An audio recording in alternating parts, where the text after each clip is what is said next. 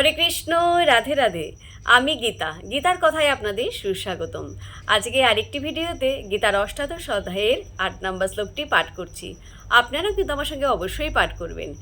ওং নমো ভগবতে বাসুদেবায়, ওং নমো ভগবতে বাসুদেবায়, ওং নমো ভগবতে বাসুদেবায়, ওং তৎসৎ। হরে কৃষ্ণ। শ্লোকটি আমার সঙ্গে উচ্চারণ করবেন। দুঃখম ইতি এব যৎ কর্মকায় ক্লেশ ভয়াৎ ত্যজেৎ সকৃত্তা রাজসম ত্যাগম ন এব ত্যাগ ফলম লভেৎ। অনুবাদ: যিনি নিত্য কর্মকে দুঃখজনক বলে মনে করে দৈহিক ক্লেশের ভয়ে ত্যাগ করেন, তিনি অবশ্যই সেই রাজসিক ত্যাগ করে ত্যাগের ফল লাভ করেন না।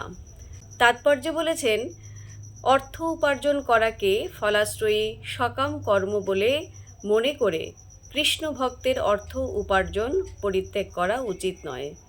কাজকর্ম করে অর্থ উপার্জন করে সেই অর্থ যদি শ্রীকৃষ্ণের সেবায় নিয়োগ করা হয়, অথবা খুব সকালে ঘুম থেকে ওঠা যদি পারমার্থিক কৃষ্ণ ভক্তির সহায়ক হয়, তাহলে সেই সমস্ত কর্মগুলি কষ্টদায়ক বলে তার ভয়ে সেইগুলির অনুশীলন থেকে বিরত থাকা উচিত নয়।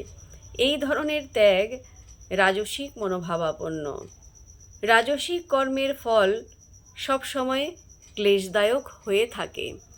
সেই মনোভাব নিয়ে যদি কেউ কর্ম ত্যাগ করেন, তাহলে তিনি ত্যাগের যথার্থ সুফল কখনোই অর্জন করেন না। তো ভক্তগণ, এমনি করে প্রতিদিন একটি করে গীতা শ্লোক পাঠ করুন আর এই দুর্লভ মানব জনমকে ধন্য করুন। আর আমাকে যারা কমেন্ট করেছেন তাদের নামগুলো নিচ্ছি: উমা নাথ, প্রমীলা, সন্তু, বাবু সোনাই, মুক্তা দেবনাথ, সঞ্জীব রয় চৌধুরী, মিলন শর্মা রয়, সুশান্ত দাস অধিকারী। সবাইকে অসংখ্য ধন্যবাদ আমাকে কমেন্ট করার জন্য। সবাই আমাকে রাধে রাধে জানিয়েছেন, আমিও সবাইকে রাধে রাধে জানাই। হরে কৃষ্ণ, হরি বল।